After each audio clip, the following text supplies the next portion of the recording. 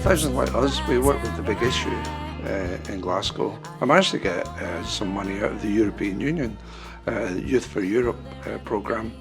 We more or less made the whole film using that money. But the story, I workshopped it with the homeless in Glasgow over 3 months, and then out of that we devised a story, and a lot of the people in the film are actually, well, the homeless people from the Big Issue. Could I borrow 50p to make a phone call, please? Hey, could I borrow 50 pence for a cup of coffee, please? What the hell are you up to, pal? This is our picture ham and egging on. It's a free world. Could I borrow 50p for a cup of coffee? You're asking for a kick in the balls, arsehole.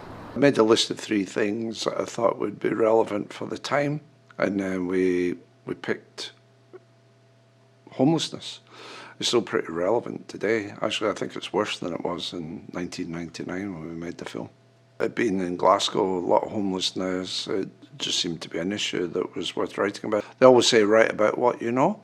So I used a lot of the locations I knew from my youth. So went ahead, shot it. It was kind of what you would call low budget, but we did it on 35 mils, so it worked out.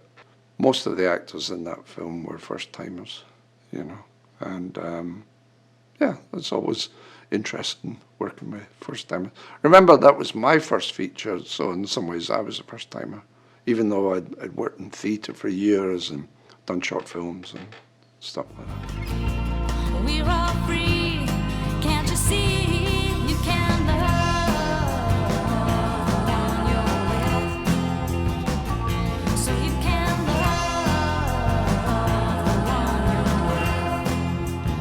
It was interesting. You didn't know whether some of the actors were going to turn up that day because they had to go and sell the Big Issue.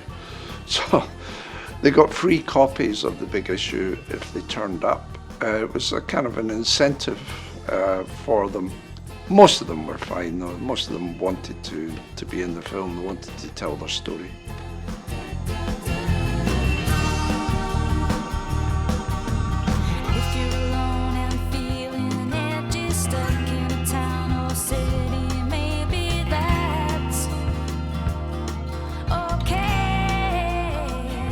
What I want audiences to realise is that people who are homeless aren't homeless for life.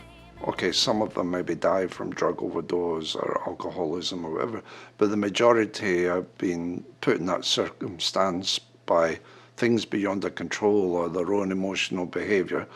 And most of the people that are homeless, in the end, get out of homelessness and get on with the rest of their life.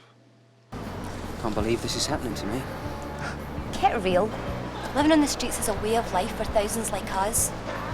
You should stick to your methadone. I'm sick and tired of being dragged down by people who can't get their lives together. That includes you. I resent that. Tough. Stop feeling sorry for yourself. What have you ever done for anybody but yourself? You probably live in some whitewashed villa in some tree-lined street and think that you're doing well for yourself. But what about the homeless, camping out in dumps and alleys like animals? I've been writing for 50 years, so that'd be like the halfway point. So maybe it was a step away from novels, plays, and more into thinking about telling stories through film. And basically that's what I've done over the last 25 years. Done the majority of the main works have been through film. So that was the first of the feature films that I made.